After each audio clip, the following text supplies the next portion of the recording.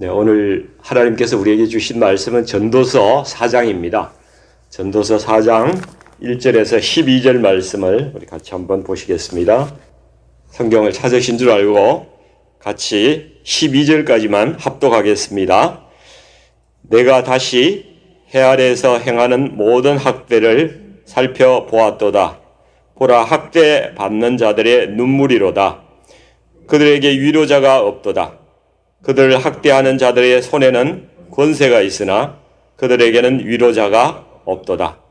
그러므로 나는 아직 살아있는 산 자들보다 죽은 지 오랜 죽은 자들을 더 복되다 하였으며 이 둘보다도 아직 출생하지 아니하여 해 아래에서 행하는 악한 일을 보지 못한 자가 더 복되다 하였노라.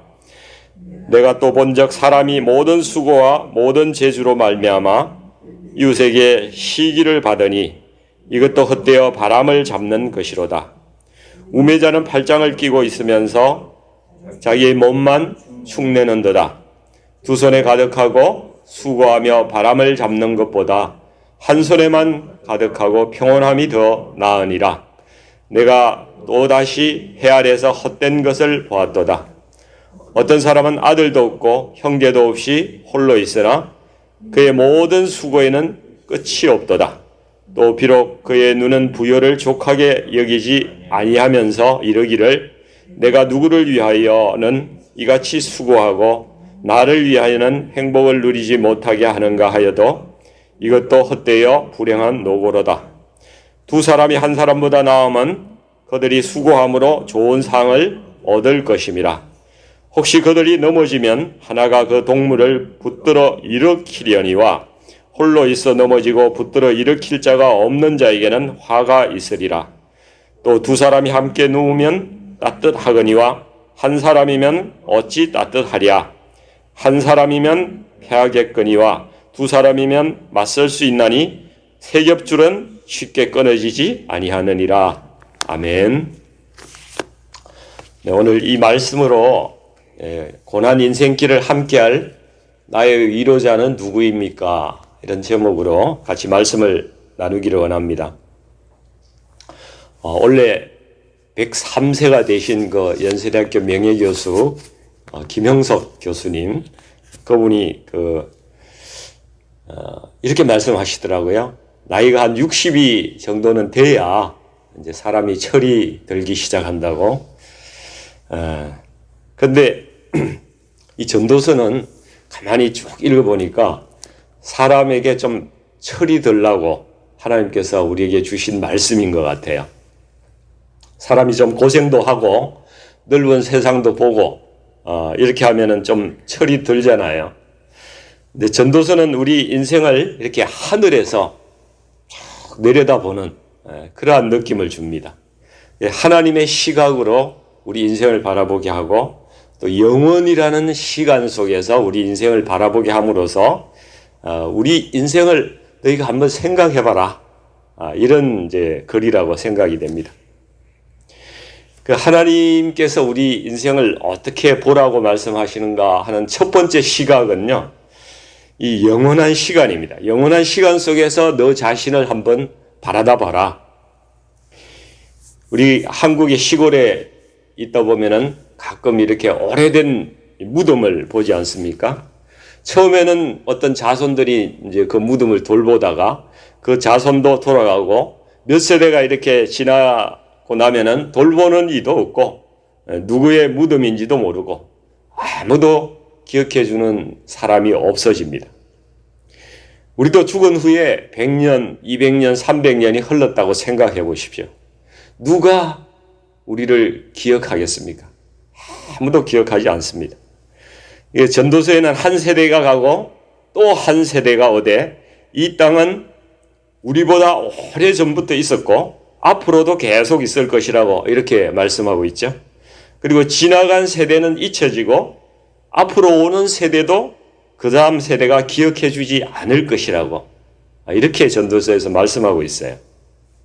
그래서 영원이라는 시간 속에서 네가 지금 살아가고 있는 모습을 한번 돌아봐라.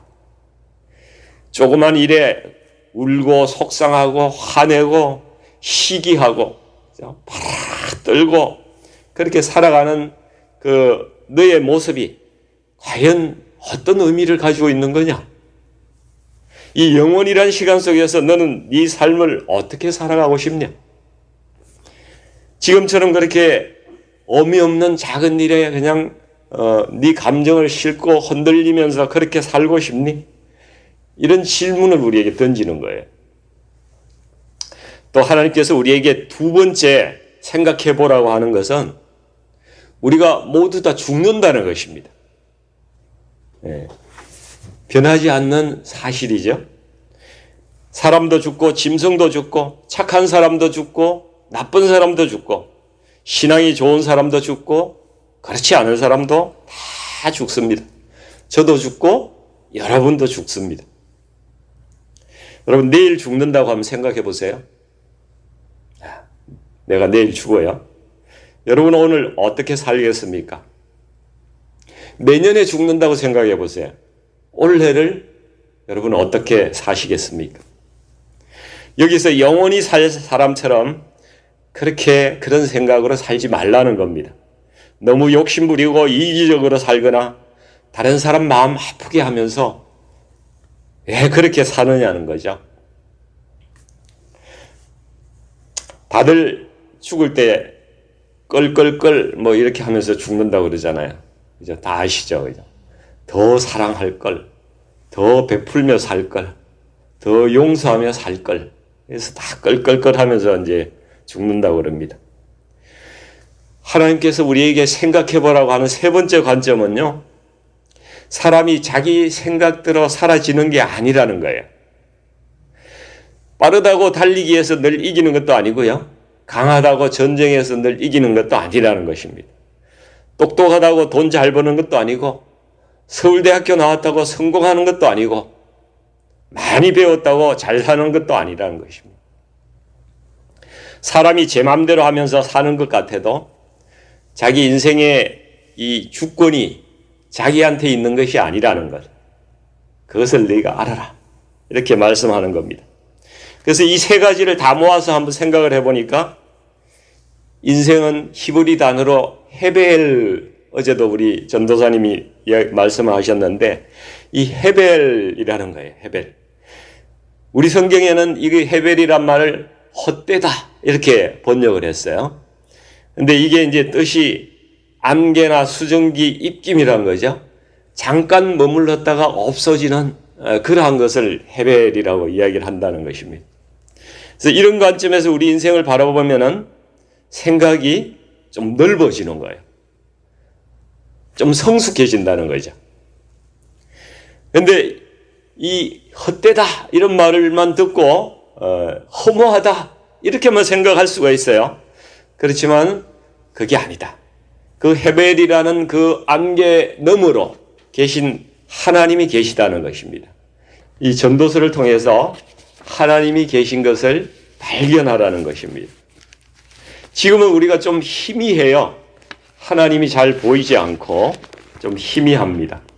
그런데 언젠가는 하나님께서 이 헤벨과 같은 인생, 수증기와 같은 이 인생 너머로 막을 다 걷어내시고 우리를 이렇게 영혼의 세계로 하나님께서 인도하시고 우리에게 선명하게 분명하게 나타나실 때가 있다는 것입니다. 그것이 전도서가 말씀하는 그러한 핵심적인 내용이에요. 그래서 오늘 본문으로 여러분 한번 가보시겠습니다. 1절을 보면은 세상에는 이 학대 받는 자가 있고요. 또 학대하는 자가 있어요. 그렇죠? 이 세상은 정의롭지가 않습니다. 태어났는데 나는 갑자기 금수저가 됐거나 태어났는데 나는 흙수저예요. 예. 절대 공의롭지가 않습니다. 누구는 왜 북한에서 태어나서 굶어 죽는 그러한 일을 경험해야 돼요? 이 세상은 하나님의 나라가 아니고 이 죄악된 세상이라서 그렇습니다. 이런 세상에는 악하고 약하고 그죠? 학대받는 사람들이 있을 수밖에 없어요. 이 세상에는 이들을 진정으로 위로해 줄 사람이 없다는 것입니다. 그래서 눈물 흘리는 사람들이 이 세상에 참 많이 있어요. 사람이 너무 힘들면은 이렇게 이야기하잖아요. 내가 태어나지 않았으면 좋아할 뻔했는데, 뭐 그냥 미리 내가 그때 죽었으면 좋았을 텐데, 이런 이야기들 많이 하지 않습니까? 욥도 그런 고백을 했었어요. 예레미야 같은 사람들도 너무 힘들 때 내가 그냥 태어나지 않았으면 좋았을 텐데, 엄마 뱃속에서 그냥 죽었으면 좋았을 텐데, 이런 이야기들 많이 합니다. 그게 오늘 2절 3절 말씀이에요. 2절 3절에 그렇게 기록이 되어 있어요. 근데 전도자가 가만히 관찰을 해보니까 이런 모순된 세상 가운데서도 사람들이 자기 모든 노력을 다 해가지고 열심히 살아가는 거예요. 막 공의롭지도 않고 정의롭지도 않은 그런 세상이지만은 사람들이 그냥 힘을 다해서 재주를 다해서 살아요. 4절 말씀을 같이 한번 읽어볼까요? 시작. 내가 또 본적 사람이 모든 수고와 모든 재주로 말미암아 이웃에게 시기를 받으니 이것도 헛되어 바람을 잡는 것이로다. 근데 이 악한 세상에서 살아보려고 온갖 노력을 다해서 뭔가 조금 이루고 성취도 하고 조금 좋아졌다 이렇게 싶은데 아플싸 또 주위에서 사람들이 그 사람을 시기하는 거예요. 어떻게? 시기를 한다는 거예요. 이게 인간 세상에서 일어나는 일입니다. 중세 신학자 토마스 아퀴나스가 시기에 대해서 이렇게 정의를 했어요. 시기는 다른 사람의 행복을 슬퍼하는 것이다. 거꾸로 이렇게 한번 생각해 보세요. 다른 사람의 불행을 기뻐하는 것이다. 이렇게 되잖아요. 저와 여러분 가운데 이런 마음이 있습니까? 없으세요? 솔직히 한번 말씀해 보세요. 시기가 좀 있으세요? 네, 있습니다. 근데 예수님 믿고 나서 이 시기심이 현저하게 줄어들었느냐? 그것이 관건이에요. 여전히 그대로라면요, 좀 문제가 있는 거예요. 내가 예수님 믿기 전에 100의 시기심을 갖고 있었다면 예수님 믿었으면 한 50 정도로는 줄어들어야 되는 거예요. 그래야 그 사람이 거듭난 사람이에요. 근데 어떤 사람은요, 원래 시기심이 좀 적을 수도 있어요. 한 40 정도 되는 시기심이 있었는데 여전히 40이라는 시기심을 똑같이 가지고 신앙생활을 하고 있다고 생각해 보세요. 그 사람은 거듭나지 않은 사람이에요. 변하지 않은 사람이라는 거예요. 객관적으로 보면은 더 선하고 그런 것 같은데 변하지 않은 사람이라는 거예요. 그게 중요한 겁니다. 예수님을 믿는다고 하면서 시기심에 여전히 사로잡혀 살면요, 이건 아주 심각한 문제예요. 왜냐하면 사단이 인간에게 가장 강하게 역사하는 그 힘이 바로 시기심이거든요. 여러분, 가인이 아벨을 죽인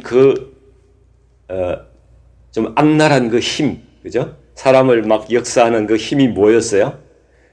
바로 시기심이었지 않습니까? 바리새인들과 종교 지도자들이 예수님을 시기해서 죽인 거예요. 저 영적인 능력이 나보다 더 뛰어나다고. 다른 사람의 인기와 인정을 받는 그런 것을 저 예수라는 사람이 우리에게 있던 것을 다 가져가는구나. 그 시기해서 죽인 거예요. 인간관계를 박살내는 것이 바로 시기심의 문제입니다. 오늘 이 4절에서 이 시기심을 뭐라고 말합니까? 이것도 헛되어 바람을 잡는 것이로다. 이렇게 말씀하고 있어요. 이거 오비 없는 것이라고 말씀하고 있잖아요. 이 시기심이 내 마음에 올라올 때 우리가 어떻게 해야 될까요? 아까 말씀드린 인생을 바라보는 세 가지 관점을, 전도서의 관점을 한번 생각을 해보는 거예요. 첫 번째, 영원한 시간 속에서 이 우주적인 관점에서 나를 한번 돌아보는 거예요. 그럼 시기하는 내가 한없이 보잘것없고 부끄럽고 그런 마음이 드는 거예요. 그러면 좀 내려놓게 되는 거죠. 둘째는 내가 죽는다는 거, 그죠? 그거 생각해 보는 거예요. 메멘토 모리라고 그러잖아요. 너는 반드시 죽는다. 나는 반드시 죽는다. 내가 얼마 안 있으면 죽을 텐데 곧 죽을 사람이 뭘 그렇게 시기하고 막 그렇게 허황되게 살려고 하느냐. 세 번째, 내 인생은 내 것이 아니라 하나님이 주관하시는 것이다. 그 시기하는 나를 바라보고 계시는 하나님은 얼마나 나를 참 불쌍하고 한심하게 여기실까? 그리고 안타깝게 여기실까? 이런 생각 한번 해보라는 거죠. 그러면서 자신을 또 변화시키고 한 걸음 한 걸음 주님의 성품으로 나아가는 것입니다. 이 전도자가 보니까 사람들이 참 열심히 살아가는데 뭘 위해서 이 다른 사람들을 시기하면서 질투까지 하면서 또 그걸 받아가면서 그렇게 열심히 살아가는가? 그것을 관찰한 것을 갖다가 8절 말씀에 좀 이야기를 하고 있어요. 8절 말씀 같이 한번 읽어볼까요? 어떤 사람은 아들도 없고 형제도 없이 홀로 있으나 그의 모든 수고에는 끝이 없도다. 또 비록 그의 눈은 부요를 족하게 여기지 아니하면서 이르기를 내가 누구를 위하여는 이같이 수고하고 나를 위하여는 행복을 누리지 못하게 하는가 하여도 이것도 헛되어 불행한 노고로다. 여기 보니까 그의 모든 수고에는 끝이 없도다. 이렇게 되어 있어요. 이 만족을 못하니까 이 끝이 없는 수고를 할 수밖에 없는 것입니다. 다른 사람을 위해서 수고하고 애쓰는 그러한 것들도 자신이 행복을 누리지 못한다면은 이것도 헛되어 불행한 노고라는 거예요. 사람에게 욕심의 문제가 있습니다. 만족을 못하는 성향이 있어요. 이 한국의 아버지들 중에요. 저같이 직장생활 한 30년 한 사람, 이런 사람들을 포함해서 하는 이야기가 있는데 평생을 가족을 위해서 열심히 살았다고 생각하고 뼈 빠지게 일하고 그렇게 살아왔는데 나중에 아내가 외면하고 자식들도 아버지한테 등을 돌리는 사람들이 굉장히 많이 있다고 그럽니다. 좀 억울하다는 생각이 들겠죠. 그렇습니다. 그런데 곰곰이 자신을 돌아보니까 그 돈 번다고요. 돈으로 나는 주면 되는 거지. 이런 생각하면서 아내와 자식들을 내팽겨 놓고 한번 진지하게 위로하고 대화하고 그렇게 살지도 않았더라는 것입니다. 직장인을 핑계대고 술 먹고 나름대로 그 삶 가운데 즐기고 그렇게 살아왔더라는 거죠. 솔직히 자신이 살아온 삶이 돌아보니까 정작 가족을 위해서 산 것이 아니고요. 자기 욕심 때문에 남들하고 경쟁하고 자기 인정받으려고 비교하고 그렇게 살아왔더라는 겁니다. 무엇이 중한디? 무엇이 중하여? 그걸 모르고 헛되이 불행한 노고, 이제 헛수고를 그냥 그렇게 하면서 사람이 살아왔다는 거죠. 이렇게 자기 만족을 못해서 욕심 채우려고 열심히 죽을 똥 살 똥 모르고 열심히 사는 사람도 있고 또 한편으로는요, 이 팔짱 끼고 아무것도 안 하는 그런 사람들도 있어요. 의욕을 잃고 도저히 움직이지를 않으니까 이 내 정신과 몸이 다 축나고 그런 사람들이 있습니다. 5절에 한번 보세요. 5절. 우매자는 팔짱을 끼고 있으면서 자기의 몸만 축내는도다. 이렇게 되어 있습니다. 이런 사람들은 꿈과 비전을 발견하지 못해서 그렇습니다. 우매자라고 그러잖아요. 어리석다고 이야기하는 거예요.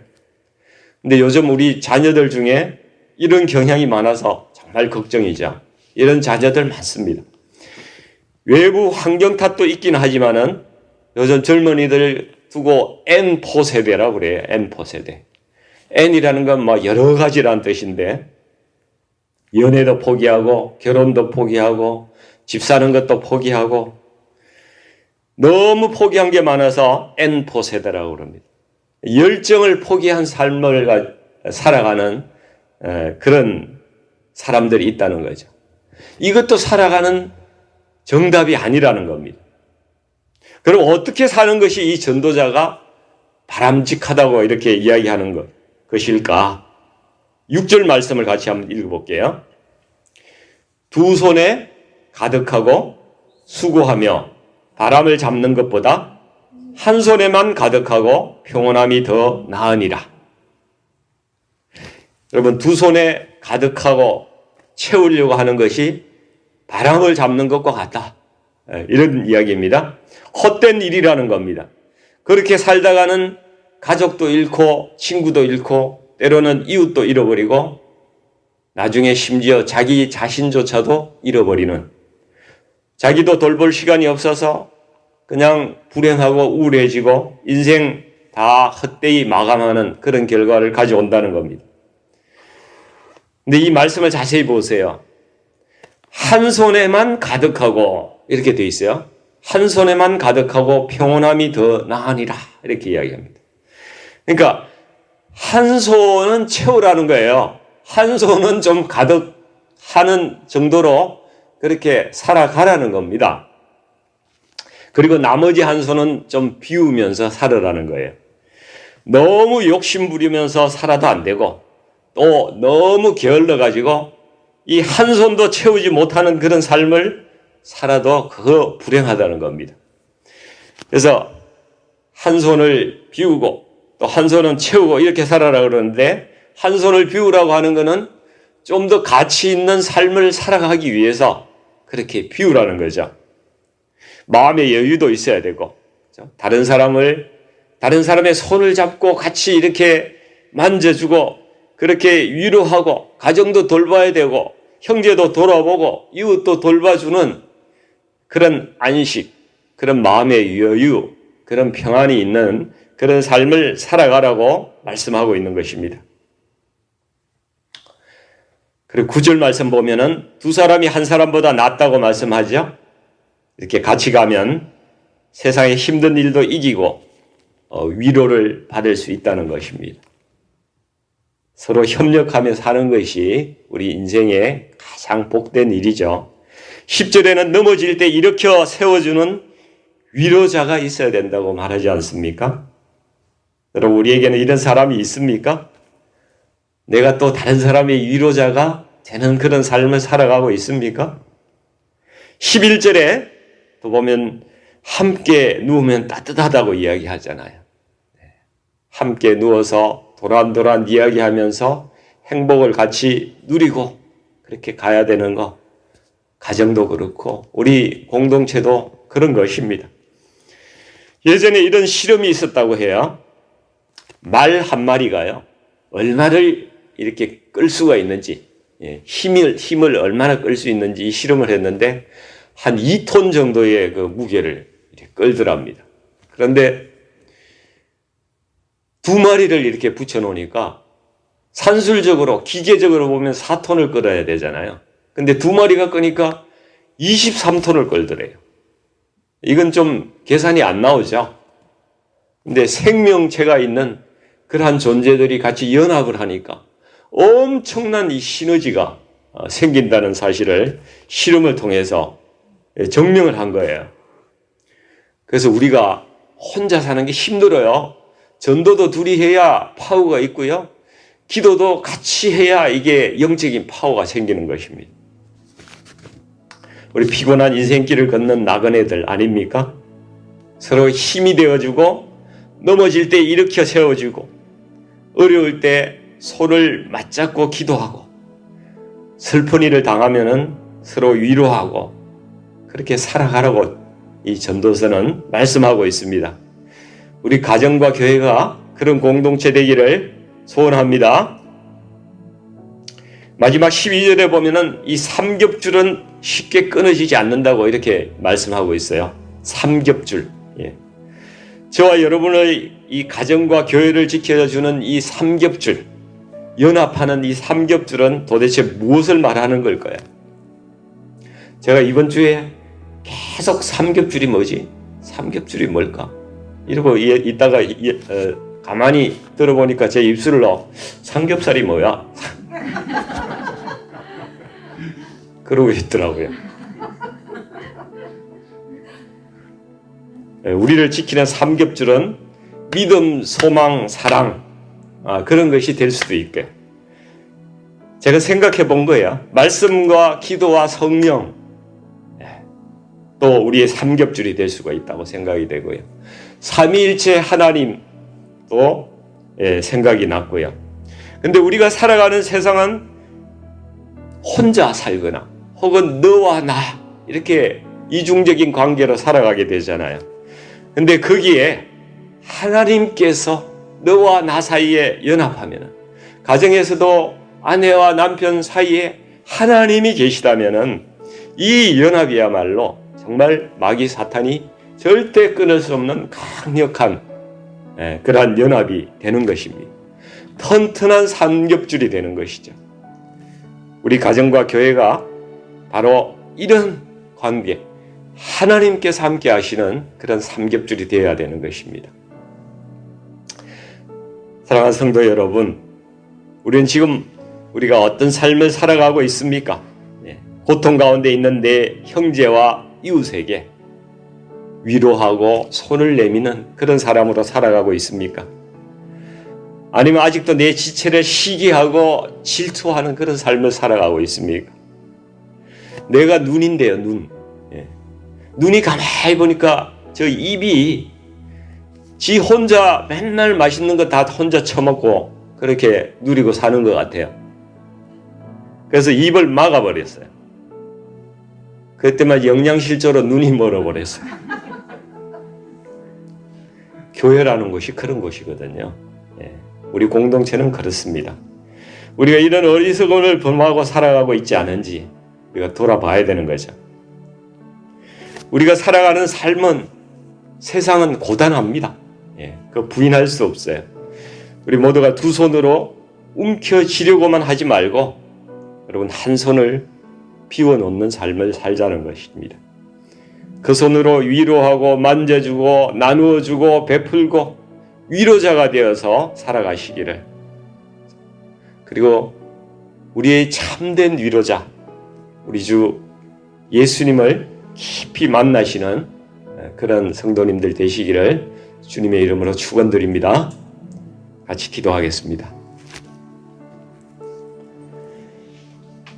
영원한 시간의 주인이시고 우리 만물의 주인 되신 아버지 하나님, 저희가 인생을 어떻게 살아야 할지 아직도 아버지 하나님 잘 모를 때가 정말 많이 있습니다. 그리고 너무나 아버지 하나님 또 잘못 살아갈 때도 많이 있습니다. 저에게 성령을 주셔서 하나님의 눈과 하나님의 마음을 잘 깨달을 수 있도록 하나님 우리에게 영안을 열어주시옵소서. 같이 걸어가는 고단한 인생길에 아버지 하나님, 우리가 특별히 다른 형제 자매들의 위로자가 될 수 있는 그런 삶을 살게 하여 주시고, 아버지 또한 제 가운데 일어나는 이 시기심의 문제, 아버지 특별히 이 시기심의 문제를 주님께서 다뤄주시고 그것이 현저하게 우리에게 사라질 수 있도록 하나님 도와주시옵소서. 우리 주님의 십자가의 능력으로 이 사단의 붙잡힘에서 해방되게 하시고 자유로워져서 아버지 하나님 정말 풍성한 삶을 우리가 누릴 수 있도록 역사하여 주시옵소서. 그래서 다른 사람의 행복을 기뻐해주고 불행에 안타까워할 수 있는 참된 그리스도인의 삶을 아버지 하나님 제가 살아낼 수 있도록, 우리가 다 그러한 사람이 될 수 있도록 하나님 우리 가운데 역사하여 주시옵소서. 참된 위로자 되시는 예수님, 우리를 진정 만나 주시옵소서. 예수님의 이름으로 간절히 기도드리옵나이다. 아멘.